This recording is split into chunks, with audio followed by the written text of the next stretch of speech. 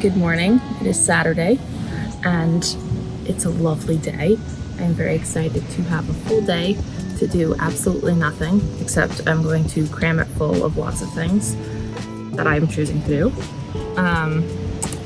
First things first, we have to go to the tea shop and get some loose leaf chai tea because I'm completely out. So we're gonna do that, and then I'm gonna dye some fabric today. The last time I dyed anything was at the American Ballet Theater in the wardrobe department doing, I was working on the show Whipped Cream.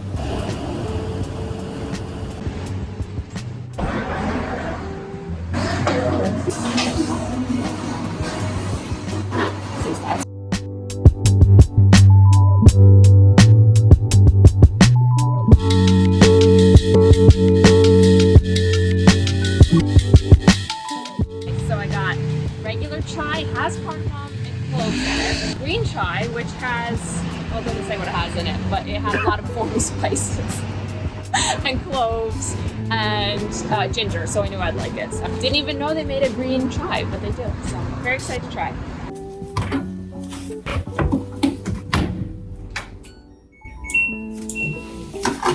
So I have a number of garments and pieces of fabric that I want to dye. The first being this jumper. It's linen and it's cute, but it's kind of like near my skin tone. So I'm thinking it would look better as like a burnt, it's called Canyon. So I got some Canyon Rit dye to dye this romper. Her white shirts that were in with a red something and it bled through. Now they're kind of a pink color. I just figured I would go all in and dye them pink. I don't know what I'll do with cotton candy pink shirts, but hopefully I'll wear them.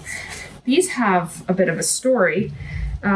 They belonged to my great grandmother, came over from Italy. So these are very old, but the linen is still really nice. They've been at my dad's house in the basement in storage for years, so I figured I could repurpose them into something fun.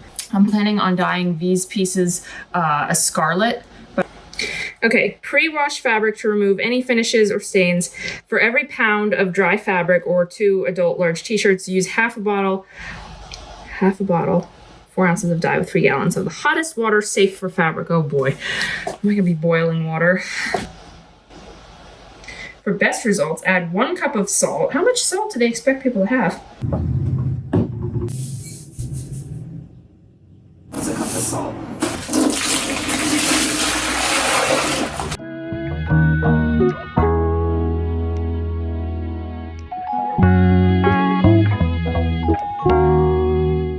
Mix it around first, probably.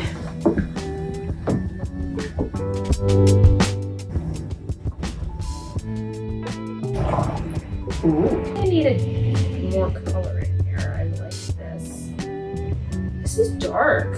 Right, this is even darker than I wanted, which it's fine. There's no going back now, but.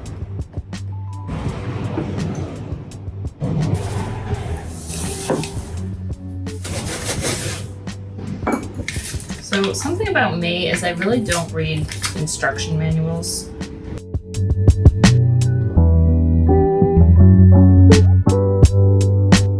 So here I mildly followed the directions and I just ended up pouring the water and the salt and the powdered colored stuff into the plastic bin, and then I put the clothing items in there, and you're supposed to like mix it around for, I don't know, 30 minutes. Like, you're really supposed to be on top of it. I didn't have time for that. I mean, I did, but I didn't feel like doing that and I had other things to do. So I kind of just gave it a stir here and there and hoped for the best. And as you can see, I have multiple projects going on at once here. So now it's time to get to the candle melting.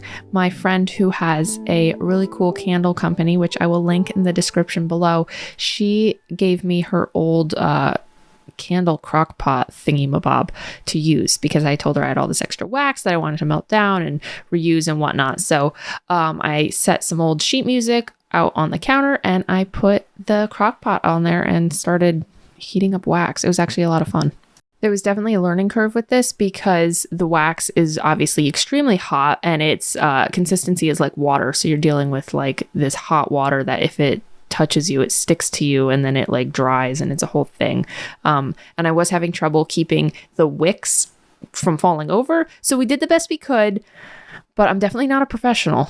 After trimming the wicks like a colonial woman, I went back outside and dumped the dye into the grass by a tree near the street. Yeah, I really didn't know what to do with it. I guess I could have dumped it down the drain, but then I don't know, it might have stained the sink, and it was a hassle. So yeah, so then I rinsed it with some water and went back to my other stuff, pushed that around a little more, and then in between all my projects, I hung out some laundry to dry, which I don't know, it's kind of a fun activity for me. It makes me feel very, like I said, a colonial woman, so we enjoyed that. And then it was back to dumping more dye at the tree base.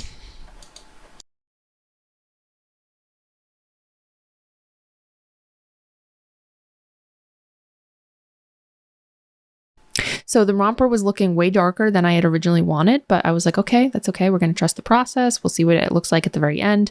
And if this is what it is, it's fine, whatever. So I rinsed it out, and then it ended up turning out beautiful. I mean, look at it. It's so beautiful. Now the shirts, on the other hand, they're looking like tie-dye shirts. And that's what happens when you don't stir your clothing around long enough in the water and you try to cut corners. And that's obviously what I did. So it's fine. I have no one to blame but myself, so live and learn. And when all my projects were pretty much dried and put away, I decided to go spend some time on the High Line reading next to my house. So I was reading Dombey and Son, and I did have to move about 3 times because of mosquitoes, but it was a really relaxing hour.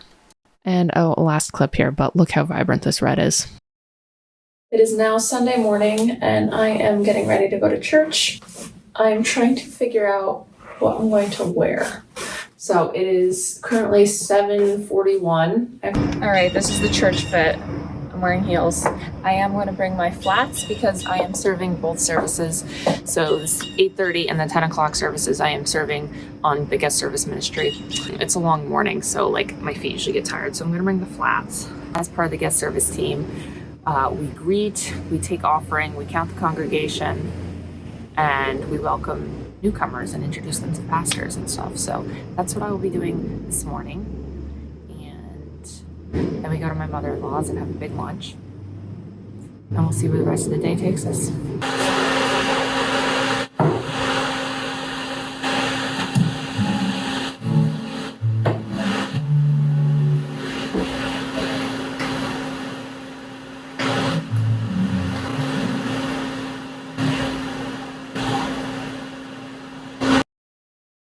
And here's a peep into the technical side of things. This is run by my husband, Jonathan, and he is in charge of streaming the service and mixing the sound and making everything look and sound great online. When I got home in the evening, I worked on some embroidery. This is where I keep all my sewing supplies. It's kind of a mess, but I've tried to stack up everything as best as possible. And here's a book I've been reading. I've seen the musical on Broadway a couple times, and I've watched the movie, but I never read the book. So I did that this week, and let me tell you, it was a thriller. It was wild, so definitely recommend. But anywho, thank you so much for joining me on my creative weekend.